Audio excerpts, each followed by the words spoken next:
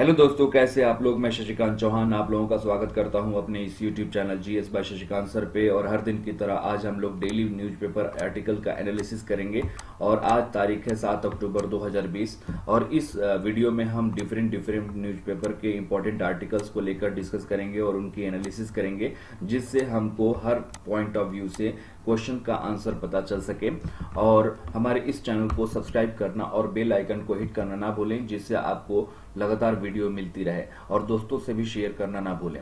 तो शुरुआत करते हैं हम अपने आर्टिकल्स, इंपॉर्टेंट आर्टिकल से। और बहुत ही ध्यान से आप लोग शुरू से अंत तक इस आर्टिकल को पढ़िएगा, क्योंकि यहीं से क्वेश्चंस बनते हैं। तो स्टार्ट करते हैं। पहला आर्टिकल मेरा है कि 5 अक्टूबर को इस साल वर्ल्ड हैबिटेट डे मनाया गया है। तो क्या ये 5 अक्टूबर को हर साल फिक्स होता है? नहीं, तो ये फिक्स नहीं होता है, हर साल बदलता रहता है। डिपेंड करता है कि ये कब कब मनाया जाता है। तो फर्स्ट मंडे, तो याद रखिएगा कि फर्स्ट मंडे, लेकिन किस मंथ का फर्स्ट मंडे? अक्टूबर मंथ का। तो फर्स्ट मंडे ऑफ अक्टूबर को, जो भी मंडे होता है फर्स्ट मंडे अक्टूबर मंथ का, उसी दिन वर्ल्ड हैबिटेट डे मनाया जाता है। और इस बार 2020 में ये फर्स्ट मंडे ऑफ अक्टूबर कब पड़ा है? 5 अक्टूबर को। तो इसलिए इस साल वर्ल्ड हैबिटेट डे कब मनाया गया है? 5 अक्टूबर को। और इसकी जो थीम रखी गई है 2020 की, वो है housing for all, a better urban future. एक चीज और बताना चाहेंगे कि 5 अक्टूबर को एक और अंतर्राष्ट्रीय दिवस मनाया जाता है, और वो होता है world teachers day. World teachers day मनाया जाता है। अभी पिछले क्लास के आर्टिकल में मैंने बताया था।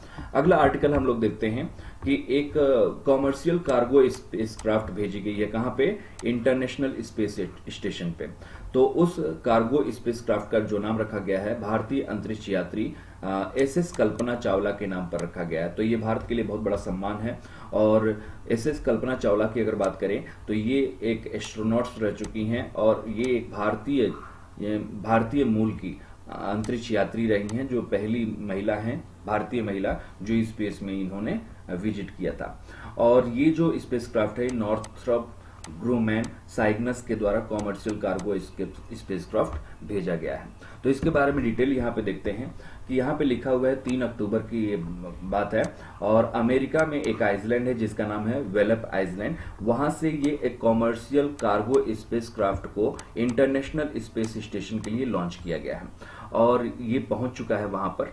और ये night carrying name the deceased NASA astronaut Kalpana Chawla के नाम पर रखा गया। तो नासा की एस्ट्रोनॉट रह चुकी हैं कल्पना चावला, और इनके नाम पर रखा गया। और ये पहली भारतीय मूल की महिला है जो स्पेस में ये गई थी। फॉर हर के contribution to human space flight. एसएस कल्पना चावला की अगर बात करें तो इसे कहां से लॉन्च किया गया है? मार्स से लॉन्च किया गया है। मार्स का मतलब क्या हुआ? Mid Atlantic regional space port. तो ये एक स्पेस पोर्ट है, और मिड अटलांटिक रीजन में से ये लॉन्च किया गया है, और उस स्पेस पोर्ट का नाम रखा गया है मार्स। और ये नासा का वेलप जो आइसलैंड है वहां पे सिचुएटेड है, वर्जीनिया में।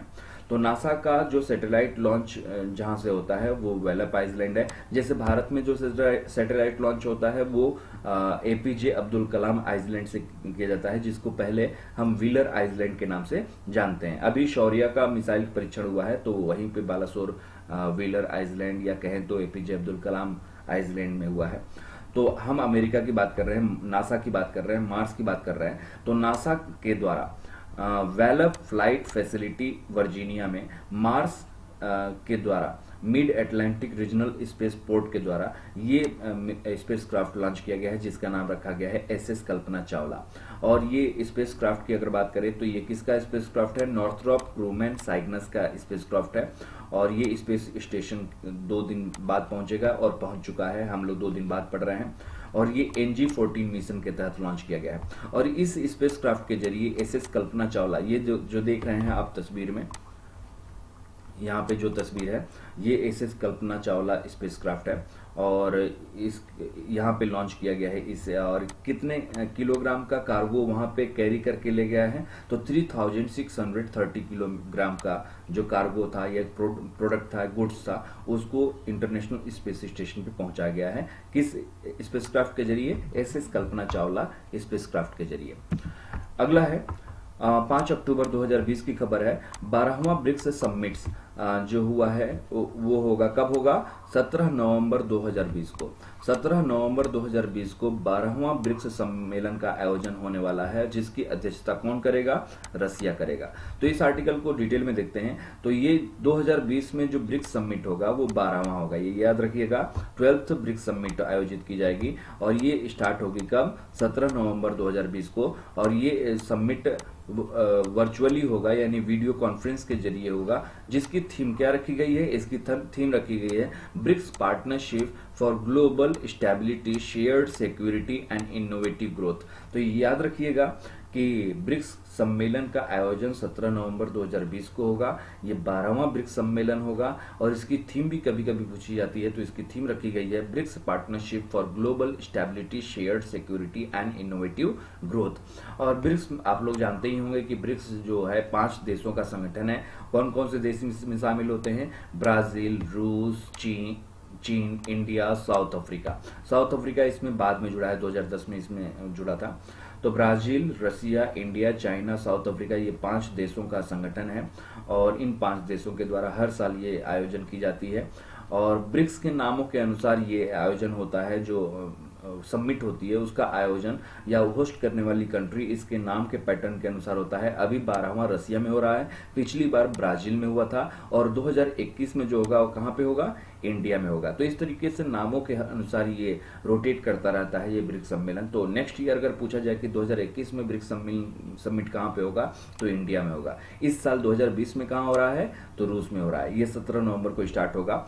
और यहाँ पे देखिए, यहाँ पे लिखा हुआ है चेयरमैनशिप इस साल 2020 की कौन करेगा? रसिया करेगा। ठीक है। और इस 5 मेंबर्स जो कंट्रीज का ऑर्गेनाइजेशन है, इसके 3 पिलर्स होते हैं, 3 मेजर पिलर्स होते हैं। क्या होते हैं? पीस, सिक्योरिटी और इकोनॉमी एंड फाइनेंस। ठीक है। तो ये 3 पिलर होते हैं।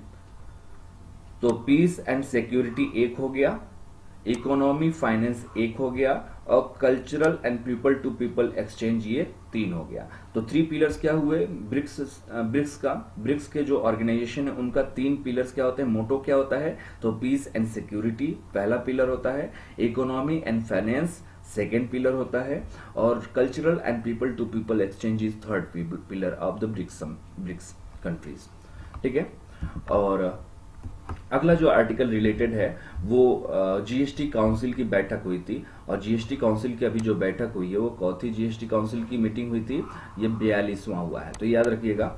तो इसके पूरे देखा जाए इस आर्टिकल का पर्पज क्या है और इसमें क्या छुपा हुआ है। तो सेंटर डिस्प्यूज यानी केंद्र सरकार के द्वारा डिस्पर्स किया जाएगा कितना अमाउंट? 20,000 करोड़ रुपए किसको दिया जाएगा? स्टेट्स को। और ये कलेक्टेड एज कंपनसेशन सेस।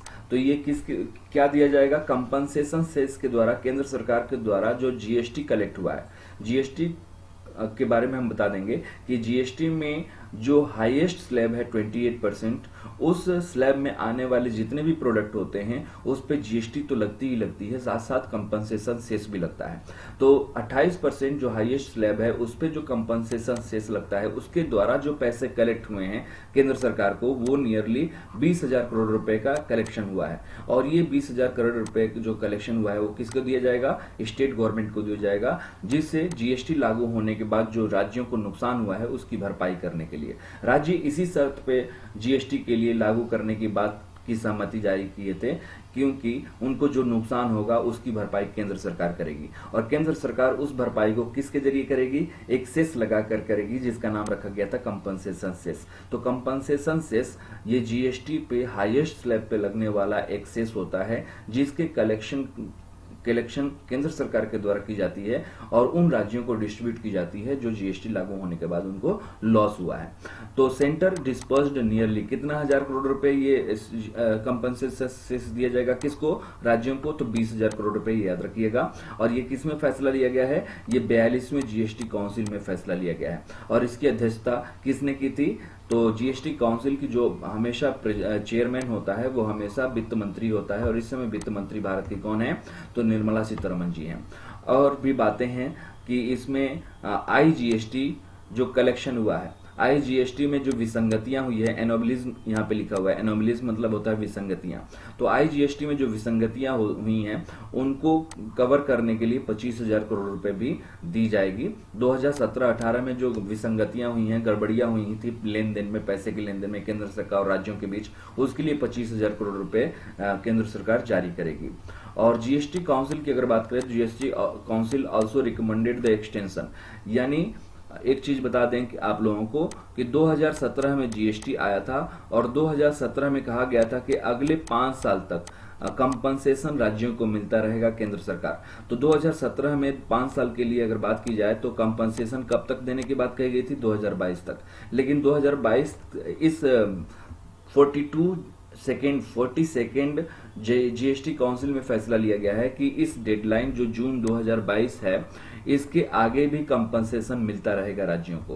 पहले ये केवल क्या था कि 5 साल तक यानी 2022 तक ही कंपनसेशन राज्यों को मिलेगा जीएसटी के तहत, लेकिन अभी इस 42वें जीएसटी काउंसिल में फैसला किया गया है कि 2022 से आगे भी इस कंपनसेशन को क्या किया जाएगा, एक्सटेंड किया जाएगा।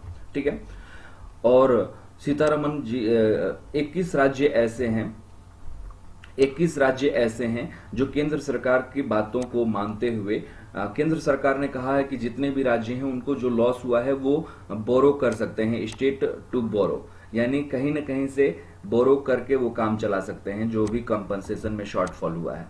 लेकिन कुछ राज्य में एग्री नहीं किए हैं और उनका कहना है कि हम सेंटर बोरो करके मुझे दे, सेंटर टू बोरो, और यहाँ पे क्या किया गया है, स्टेट टू बोरो। तो यहाँ दोनों बातें कही गई हैं कि 21 राज्य ऐसे हैं जो सहमति जाहिर किए हैं केंद्र सरकार के कहने पे कि आप लोग कहीं से भी कर्ज ले सकते हैं जो शॉर्टफॉल हुआ है कंपनसेशन में। लेकिन 21 राज्य के अलावा 33 स्टेट्स होते हैं जो इसके मेंबर होते हैं, जिसमें 21 के अलावा जो भी हैं वो कहे हैं कि केंद्र सरकार उधार लेके शॉर्टफॉल को कमी को दूर करे। ठीक है।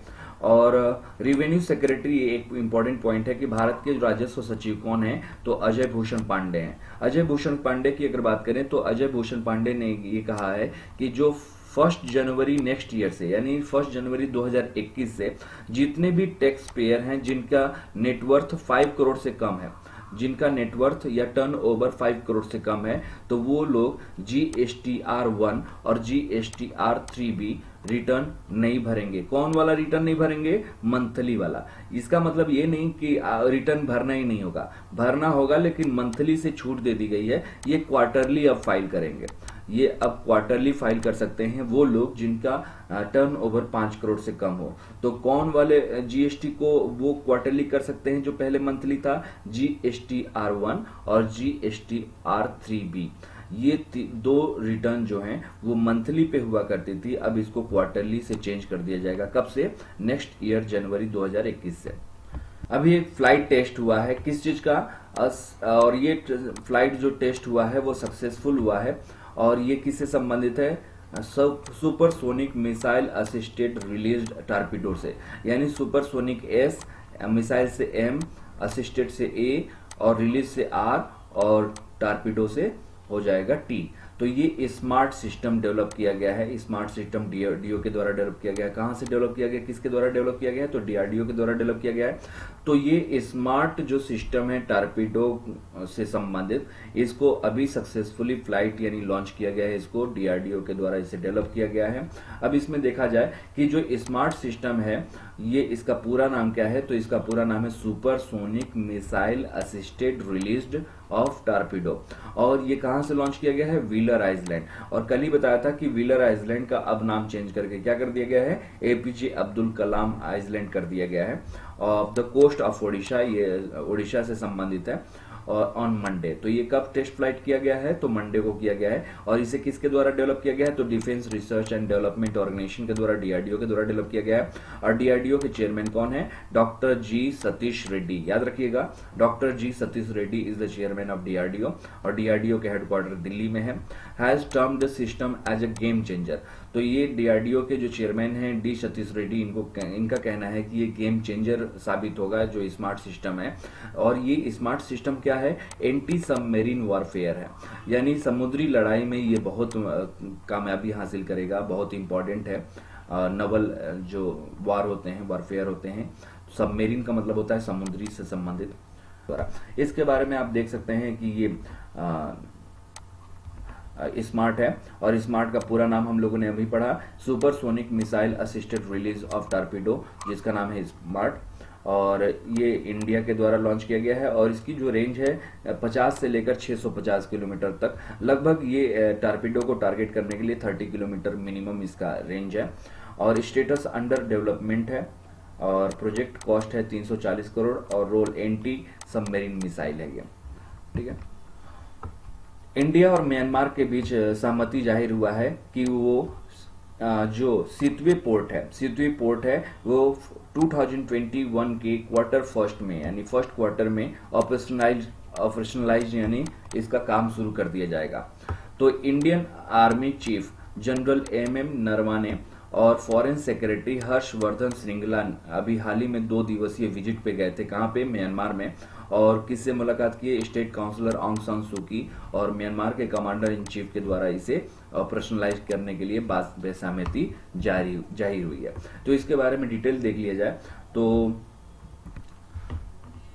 ये जो प्रोजेक्ट है, इस प्रोजेक्ट की अगर बात करें तो ये कनेक्ट करता है इंडिया, म्यांमार, फिर इंडिया। यानी ये जो मिजोरम की राजधानी है एजोयल, यहां से होते हुए ये जो है हाईवे है, ये क्या है? जमीनी सड़क है, हाईवे है जो कनेक्ट करता है। और ये पलेटवा से होते हुए सितवे, ये सितवे पोर्ट है। ये सितवे क्या है? समुद्र किनारे पोर्ट है, और इससे पोर्ट के जरिए इसको कनेक्ट किया जाएगा कोलकाता से। ठीक है, तो एजवाल से लेकर पलेटवा तक ये हाईवे होगा, सड़क के जरिए कनेक्टिविटी दी जाएगी। और पलेटवा से सितवे और सितवे से कोलकाता के बीच ये समुद्री रास्ता होगा, जल का रास्ता होगा, जल के जरिए ये जाएगा। और ये कालादान, ये जो नदी है पलेटवा से सितवे के बीच, यहाँ पे ये नदी जाके समुद्र में गिरती है, इसका नाम कालादान रिवर है। कालादान रिवर के जरिए ये रास्ता निकला है, और उसके बाद सितवे से लेकर इंडिया के कोलकाता तक ये समुद्र के अंदर जाएगा। और इसके बारे में इसकी लंबाई अगर देख लिया जाए तो ये जो हाईवे है, ये हाईवे 129 किलोमीटर म्यांमार में है। 129 किलोमीटर ये आप देख रहे हैं, ये म्यांमार में है, जो कलेतवा से पलेतवा तक जाएगी। और पलेतवा से एक नदी निकल रही है जिसका नाम है कालादान नदी, और ये कालादान नदी के जरिए जो कनेक्टिविटी होगी 158 किलोमीटर की कनेक्टिविटी होगी। फिर सितवे पोर्ट से ये रूट निकलेगा कहाँ पे? कोलकाता। और इसकी जो लंबाई होगी, समुद्री जो रास्ता होगा, इसकी जो डिस्टेंस होगी 539 किलोमीटर होगी। तो इस तरीके से इस रूट के जरिए हम नॉर्थ ईस्ट को, म्यांमार को अपने भारत के साथ कनेक्ट कर सकते हैं, समुद्री रास्ते के जरिए और पानी के जरिए। तो एक तरह से ये लैंड रूट भी है और सी रूट भी है, दोनों की कनेक्टिविटी है, और इसके जरिए ट्रांसपोर्टेशन को बेहतर बनाया जा सकता है और गुड्स कैरी में आसानी होगी। ठीक है, तो इसके बारे में थोड़ा सा और डिटेल देख लिया जाए तो इसमें देखा जाए कि during the visit of Indian army, अभी मैंने बताया कि इंडियन आर्मी के जो चीफ हैं एमएम नरवाने, और फॉरेन सेक्रेटरी कौन है? हर्षवर्धन श्रृंगला है। तो ये विदेश सचिव हैं हर्षवर्धन श्रृंगला, और एमएम नरवाने क्या हैं? भारत के चीफ जनरल हैं, आर्मी चीफ जनरल हैं। और इन्होंने अभी गए थे कहाँ पे? म्यांमार गए थे, 2 दिवसीय यात्रा पे गए थे ये लोग। और दे कॉल्ड स्टेट काउंसलर आंग सान सू की, और किससे मुलाकात की है? आंग सान सू की से मुलाकात की है, म्यांमार की। और म्यांमार के कमांडर इन चीफ से भी मुलाकात हुई, जनरल मिन ऑंग हेलेंग। और इन दोनों देशों के बीच वार्तालाप करके इस जो रूट है इसको शुरू करने की बात कही गई है। और इसका रूट का नाम क्या है? Sittwe port.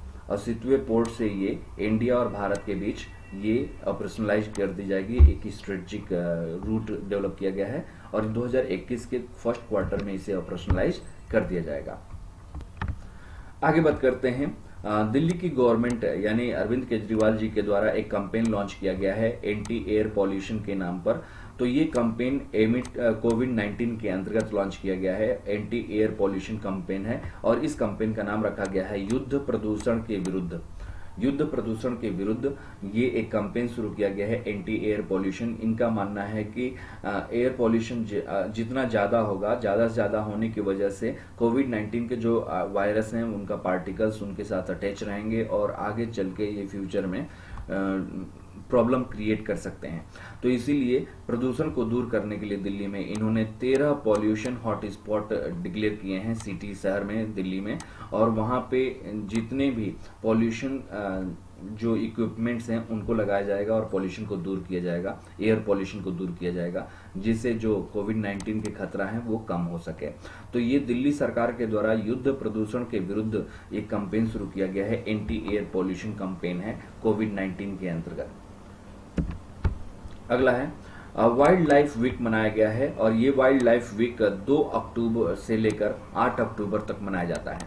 तो हर साल 2 अक्टूबर से लेकर 8 अक्टूबर का जो ये ड्यूरेशन होता है, इसको हम वन्य जीव सप्ताह के तौर पे मनाते हैं, यानी वाइल्ड लाइफ वीक के तौर पे मनाते हैं। तो wildlife week is annually celebrated, ये हर साल मनाया जाता है अक्रॉस इंडिया, भारत के अंदर। और ये कब से कब मनाया जाता है, तो 2 अक्टूबर से लेकर 8 अक्टूबर के बीच मनाया जाता है। और इसका प्रोटेक्ट एम क्या है, लक्ष्य क्या है, प्रोटेक्ट यानी रक्षा करना किसका, फ्लोरा और फौना का। तो भारत में फ्लोरा यानी फूल पौधों का, और फौना मतलब एनिमल्स को प्रोटेक्ट करने के लिए ये एक कैंपेन चलाया जाता है, एक सप्ताह मनाया जाता है जो 2 अक्टूबर से लेकर 8 अक्टूबर के बीच होता है, वाइल्ड लाइफ वीक के तौर पे मनाया जाता है।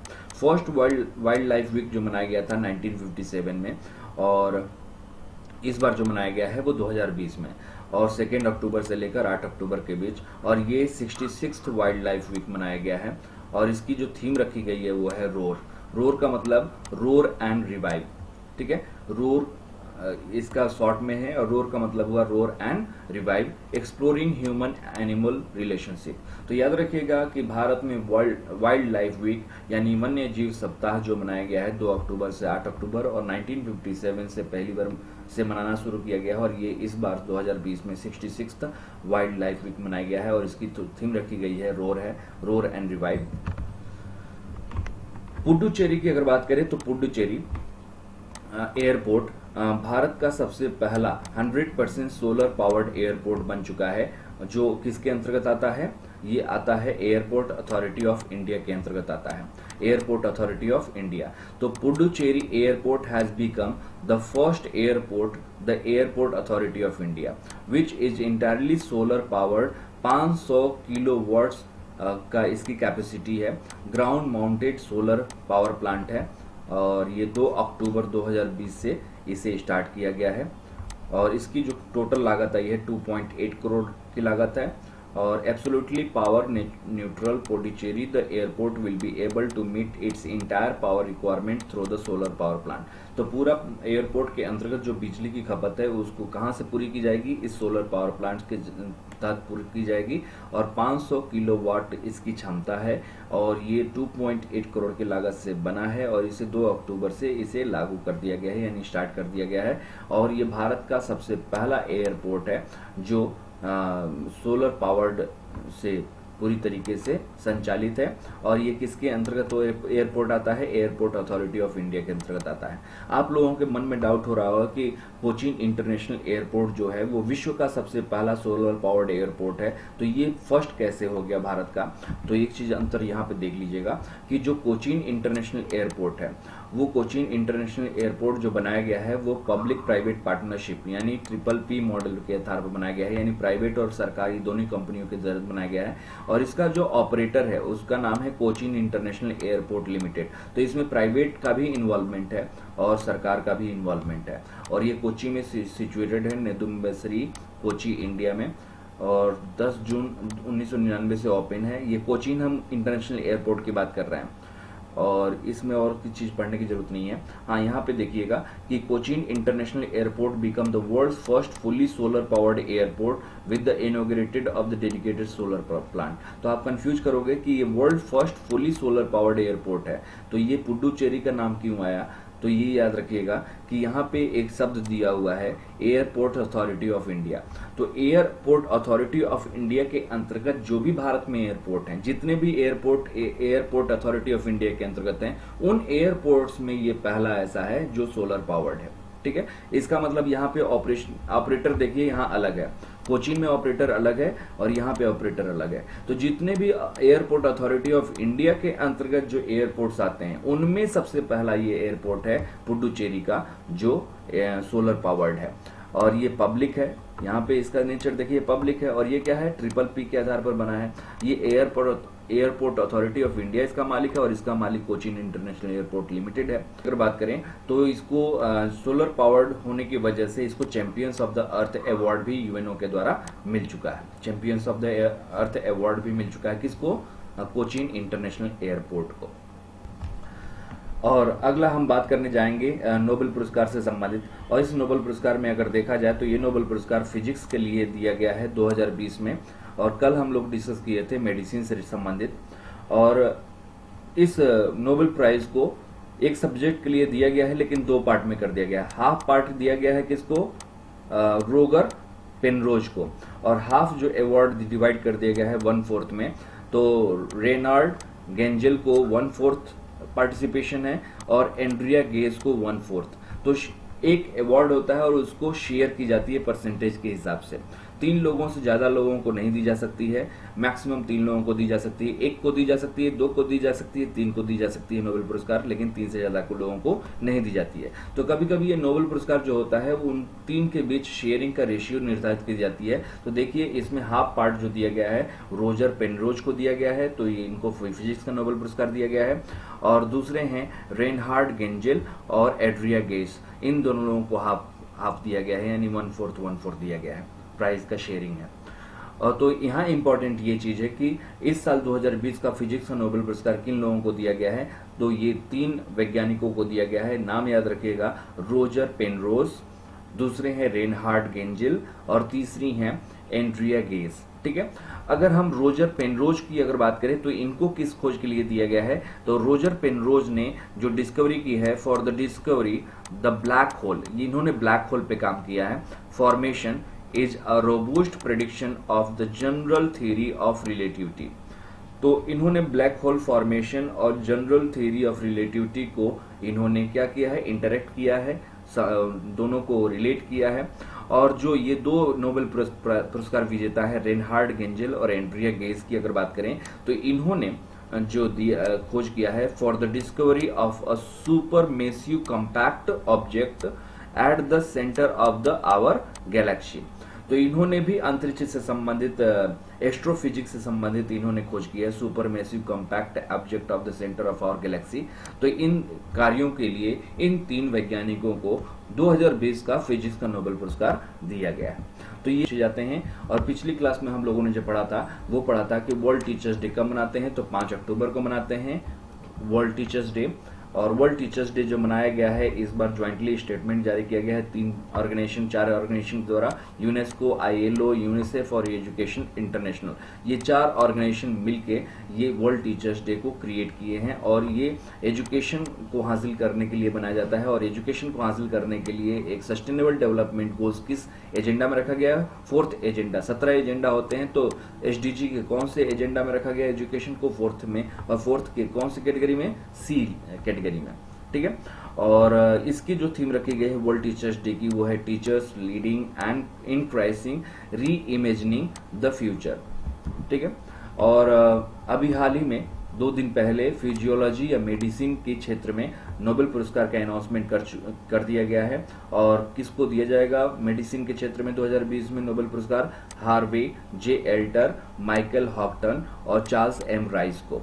और ये किस चीज के लिए दिया जाएगा, हेपेटाइटिस सी के वायरस की डिस्कवरी से संबंधित खोज के लिए इनको दिया जाएगा, इन तीनों लोगों को। और इंडिया ने सक्सेसफुली अभी हाल ही में सौर्य मिसाइल को क्या किया है, टेस्ट फायर किया है। तो इंडिया ने ये सक्सेसफुली या पूरी तरीके से स्वदेशी निर्मित है, डीआरडीओ के द्वारा डेवलप किया गया है सौर्य मिसाइल, और इसकी जो मारक क्षमता है वो 1000 किलोमीटर है। और ये सरफेस टू सरफेस ये टैक्टिकल मिसाइल है, और ये सरफेस टू सरफेस ये वार करता है। शौर्य नाम याद रखिएगा। और ये कहाँ पे लॉन्च किया गया है, एपीजे अब्दुल कलाम आइसलैंड जो है, जिसको व्हीलर आइसलैंड भी कहते थे पहले। ठीक है, तो ये 3-4 पॉइंट याद रखिएगा कि सौर्य पूरी तरीके से स्वदेशी मिसाइल है, और इसकी जो मारक क्षमता है वो 1000 किलोमीटर है, और सरफेस टू सरफेस मार करने वाला ये एयर मिसाइल है, और न्यूक्लियर कैपेबल भी है, परमाणु हथियारों को ले जाने के लिए काफी है। और जो भी मिसाइल होते हैं सुपरसोनिक, हाइपरसोनिक, ये इसमें क्लासिफाइड किया गया है। और जो मैक होता है तो जो भी मिसाइल होते हैं उनकी हाइपरसोनिक सुपरसोनिक जो कैटेगरी होती है वो मैक के आधार पर होती है। और मैक क्या होता है? स्पीड ऑफ साउंड होती है। और एक मैक कितने के बराबर होती है? तो 1234 किलोमीटर के बराबर होती है। अगर कोई भी ऑब्जेक्ट अगर एक घंटे में एक 1234.8 किलोमीटर तक का ट्रेवल करता है एक घंटे के अंतर्गत, तो वो 1 मैक के बराबर उसकी स्पीड मानी जाती है। तो इस तरीके से ये आप देख सकते हैं, इसको पॉज करके आप लोग इस रेंज को देख सकते हैं कि कैटेगराइजेशन किस हिसाब से है। अभी भारत में रेंज 2020 का एक ग्लोबल वर्चुअल समिट का आयोजन किया गया, जिसका उद्घाटन भारत के प्रधानमंत्री पीएम नरेंद्र मोदी जी के द्वारा किया गया। और ये जो वर्चुअल समिट ऑर्गेनाइज की गई थी, ये आर्टिफिशियल इंटेलिजेंस से संबंधित थी। तो इसके बारे में अगर देखा जाए तो ये आर्टिफिशियल इंटेलिजेंस जो है वो सोशल ट्रांसफॉर्मेशन के लिए ये लॉन्च किया गया है कि कैसे हम समाज में आर्टिफिशियल इंटेलिजेंस को हम बेहतर बना सकते हैं, जिससे हमारा जो सोशल नेटवर्क है या हमारा जो सामाजिक स्तर है वो बेहतर हो सके। किस फील्ड में? हेल्थ केयर, एग्रीकल्चर, एजुकेशन और मोबिलिटी के सेक्टर्स में अच्छा बेहतर परफॉर्मेंस मिल सके। किसके इस्तेमाल करने से? आर्टिफिशियल इंटेलिजेंस के इस्तेमाल करने से। इसीलिए इसको नाम दिया गया है रेज 2020। और रेज का फुल फॉर्म होता है responsible artificial intelligence for social empowerment 2020। और इसे किसके द्वारा ऑर्गेनाइज किया गया है? तो ministry of electronics and information technology और किसके साथ मिलकर? नीति आयोग के साथ मिलकर। ये दोनों पॉइंट इंपॉर्टेंट है कि रेज जो 2020 का आयोजन किसके द्वारा किया गया है? तो electronics and information technology ministry और नीति आयोग के द्वारा मिलकर। इसका उद्घाटन किसने किया? तो भारत के प्रधानमंत्री नरेंद्र मोदी जी के द्वारा। और 4 अक्टूबर 2020 की खबर है कि जम्मू एंड कश्मीर के जो उपराज्यपाल हैं, जिनका नाम है मनोज सिन्हा जी के द्वारा, वहां के कश्मीर के लोगों के लिए एक ब्रिज है, अस्थल ब्रिज, उसका उद्घाटन किए। और कहाँ पे ये अस्थल ब्रिज का उद्घाटन किया गया? कुलगाम। और कुलगाम कहाँ है? जम्मू एंड कश्मीर में। फिर अगला है असम के मुख्यमंत्री श्री सर्बानंद सोनोवाल जी के द्वारा एक पोर्टल लॉन्च किया गया है जो ऑनलाइन पेंशन सबमिशन और ट्रैकिंग से रिलेटेड है। तो जो रिटायर्ड पर्सन है असम के लोग उस पोर्टल के जरिए अपने ऑनलाइन पेंशन को सबमिट कर सकते हैं फॉर्म को, और उसको ट्रैक भी कर सकते हैं। और इसका लॉन्चिंग किसके द्वारा किया गया है? तो असम के मुख्यमंत्री सीएम सर्बानंद सोनोवाल के द्वारा किया गया है। और वहां के जो गवर्नर हैं जगदीश मुखी जी हैं, और असम का जो कैपिटल है वो दिसपुर है। ये उसी के बारे में हम आगे कंटिन्यू बात कर रहे हैं कि जो ये सर्बानंद सोनोवाल जी के द्वारा जो लॉन्च किया गया पोर्टल, इसका नाम क्या रखा गया? कृतज्ञता। तो ये याद रखिएगा, ये पोर्टल का नाम पूछा जा सकता है, कृतज्ञता इसका नाम है। और ये एक तरह से सबमिशन और पेंशन सबमिशन और ट्रैकिंग से रिलेटेड है, जो भारत सरकार के द्वारा जारी भविष्य का ही एक प्रतिरूप है। केंद्र सरकार के जरिए भविष्य जारी किया गया है पेंशन पोर्टल के जरिए, और असम राज्य सरकार के द्वारा कृतज्ञता नाम से स्टार्ट किया गया है। सोफिया वेरगरा, ये फोर्ब्स लिस्ट के हाईएस्ट पेड एक्ट्रेस में नंबर 1 पोजीशन पे हैं सोफिया वेरगरा 2020 में। और इनकी अगर बात करें तो सोफिया वेरगरा 43 मिलियन यूएस डॉलर ये पिछले साल कमाई थी। और पिछले साल जो लिस्ट जारी हुई थी उसमें स्कारलेट जॉनसन नंबर 1 पे थी, लेकिन इस बार सोफिया वेरगरा नंबर 1 पोजीशन पे हैं 43 मिलियन यूएस डॉलर की इनकम के साथ। पिछली बार जो स्कारलेट जॉनसन थी 2019 में, उन्होंने 56 मिलियन यूएस डॉलर कमाते हुए नंबर 1 पे थी, लेकिन इस बार रेवेन्यू घट गया है सभी का, और 43 मिलियन के साथ सोफिया वेरगरा नंबर 1 पोजीशन पे हैं according to Forbes magazine highest paid actress 2020 के अनुसार। और डोनर मिनिस्टर जिनका नाम है जितेंद्र सिंह के द्वारा जो डोनर मिनिस्टर हैं development of north eastern region है, इंडिपेंडेंट चार्ज है यूनियन मिनिस्ट्री का, तो इनके द्वारा एक कॉफी टेबल बुक लॉन्च किया गया है जिसका नाम है discovering the heritage of Assam. और ये लिखा गया है पदमपनी बोरा के द्वारा, जो IAS ऑफिसर रह चुकी हैं। और मेरे चैनल को सब्सक्राइब करना और बेल आइकन को हिट करना ना भूलें, और इस चैनल को जरूर ज़्यादा से ज़्यादा शेयर करें जिससे आपको बहुत ज़्यादा इन्फॉर्मेशन मिलती रहे। और बहुत शुक्रिया आप लोगों को यहाँ तक वीडियो देखने के लिए। और मैं आगे कोशिश करूँगा कि और बेहतर वीडियो लेते रहूँ, और MCQ के भी सेशन हम करते रहेंगे, लेकिन हमारे साथ बने रहिए हमारे channel GS by Shashikant sir पे। ठीक है, दोस्तों के साथ भी शेयर करें। बहुत बहुत धन्यवाद जो हमारी क्लास में आप लोग आए। Thank you very much.